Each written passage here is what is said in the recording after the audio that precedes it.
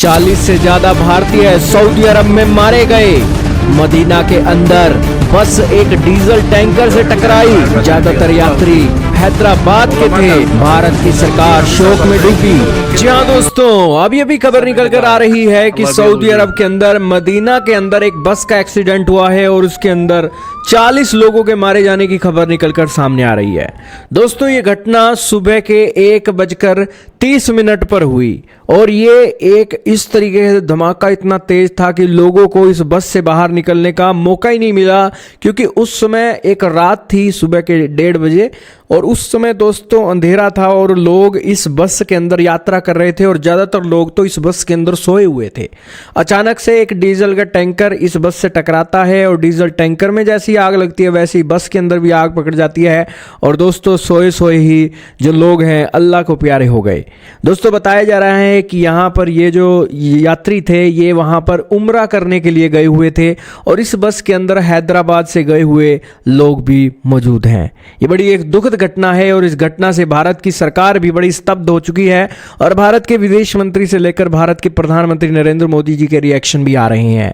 साथ में वो वीडियो भी निकल कर आ रही है जिस मौके पर जो वहां पर लोग मौजूद थे उन्होंने इस घटना को अपनी आंखों से देखा और पुलिस उन्हें रोक रही थी और उसके बाद वो लोग अल्लाह से दुआ कर रहे थे कि अल्लाह हम इस सिचुएशन में कुछ नहीं कर सकते और यहां पर एक बहुत बड़ा हादसा हो गया। दोस्तों, भारत की सरकार भी ऐन मौके पर आगे आई है और उसने अपने हेल्पलाइन नंबर भी लॉन्च कर दिए हैं।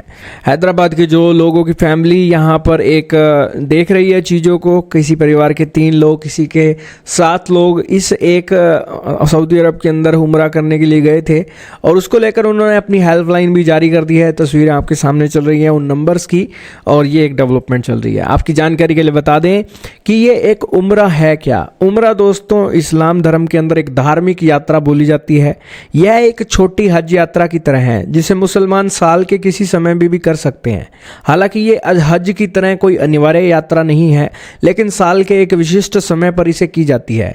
यात्रा के दौरान जो यात्री हैं वो विशेष पवित्र पोशाक पहनते हैं जिसे एहराम कहा जाता है और मक्का में काबा के चारों ओर 7 बार घड़ी की विपरीत दिशा में घूमना ये अच्छा मानते हैं और मुसलमानों के लिए उम्रा करना एक बहुत ही पुण्य का काम माना जाता है।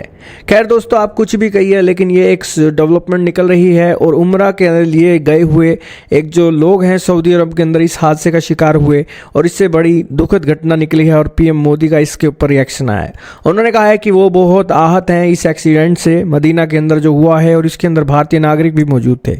उन्होंने कहा कि उनके जो विचार हैं उन फैमिलीज के साथ हैं जिन्होंने अपने करीबियों को खोया है और वो प्रे करते हैं कि जल्द से जल्द जो घायल हैं उनकी स्विफ्ट रिकवरी हो सके और रियाद के अंदर जो उनकी एम्बेसी है, काउंसलेट हैं जेद्दा के अंदर, वो सारे पॉसिबल असिस्टेंस प्रोवाइड कर रहे हैं और उनके जो ऑफिशियल हैं सऊदी अरब की अथॉरिटी के साथ मिलकर काम कर रहे हैं। ये बात भारत के प्रधानमंत्री ने बोली है और भारत के मीडिया आर्टिकल भी लिख रहे हैं कि 40 इंडियंस यहाँ पर मारे गए हैं सऊदी अरब के अंदर। मदीना के एक्सीडेंट के ऊपर कहा जा रहा है कि 42 लोग मारे गए हैं, एनडीटीवी के अंदर ये बताया जा रहा है।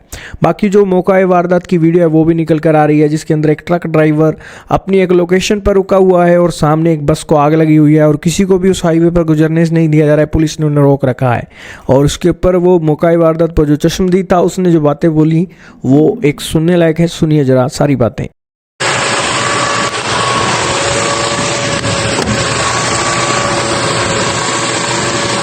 भाई सलाम वालेकुम भाई, ये उम्रे को जाने वाली बस पूरी जल गई भाई, पूरे आदमियाँ इंतकाल हो गए, इसमें पूरे जल गए कहते। इसमें शोएब नाम के है, इसमें खाली अकेले बच्चे मेरे व्हाट्सअप नंबर दिए। मैं ड्राइवर बात कर रहा हूँ, मैं भी हैदराबाद का निजामाबाद का हूँ।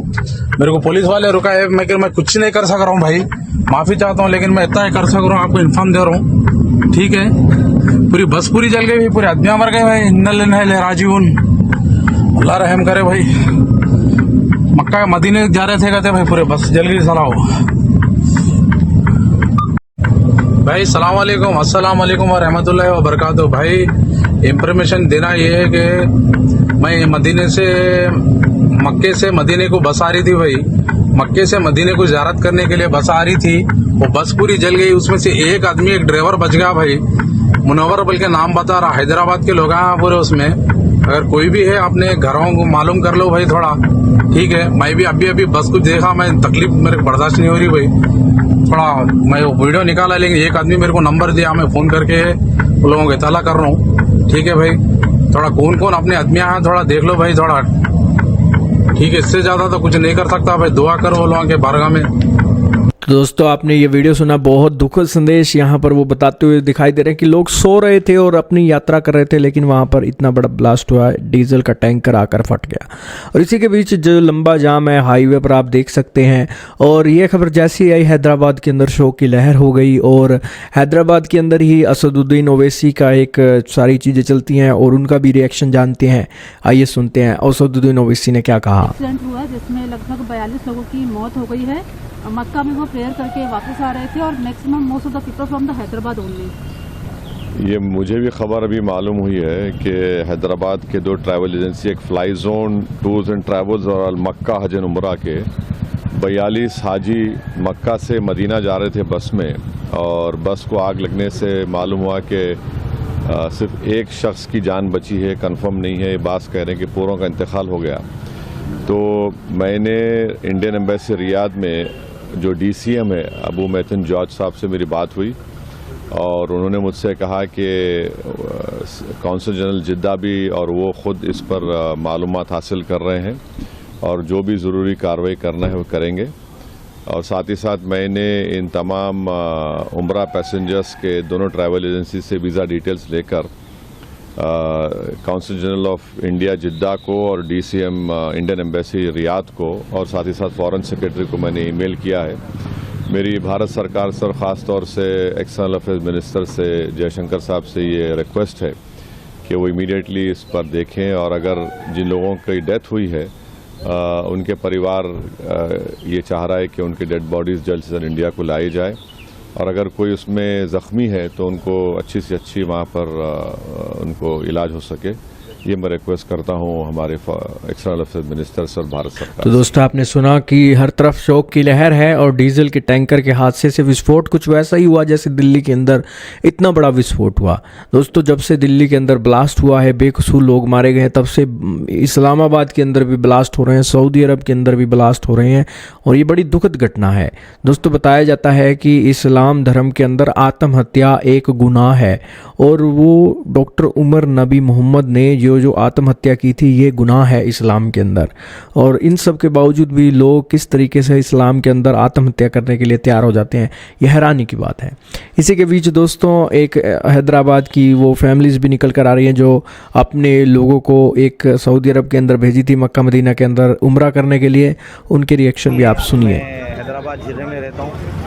मेरी ये काफ़िला 45 से 46 अफराद का हैदराबाद से मक्का मुकर्रमा उम्रे के लिए पहुँचा। मक्के से मदीना मुनव्वरा जा रहे थे, रास्ते में 25 किलोमीटर पहले एक हादसा हुआ जिसमें बस जल गई, जिसके फ़ोटोज़ हम तक पहुँचे। अब वहाँ की उतनी इन्फॉर्मेशन हमारे पास है, उसके ज़्यादा की कोई इन्फॉर्मेशन हमारे पास नहीं है। देखेंगे आगे क्या होता है। 7 मेंबर्स है मेरे ट्रैवल्स का। Al Makkah tours and travels, Al Makkah tours and travels के एजेंट एजाज साहब से बात हुई। हम उनसे गुजारिश कर रहे हैं कि हमारा वीज़ा और टिकट लगाकर फौरी इमीडिएटली हमको सऊदी अरबिया भेजा जाए ताकि वहाँ के हालात का जायज़ा लिया जाए। हाँ, गवर्नमेंट तेलंगाना, हुकूमत तेलंगाना से हमारी गुजारिश है, हमारा मुतालबा है, हमारा डिमांड है कि फैमिली मेम्बर को वीज़ा लगाकर इमीडिएटली हमको सऊदी अरबिया भेजा जाए ताकि हमारे पेशेंट की कंडीशन को हम देख सकें।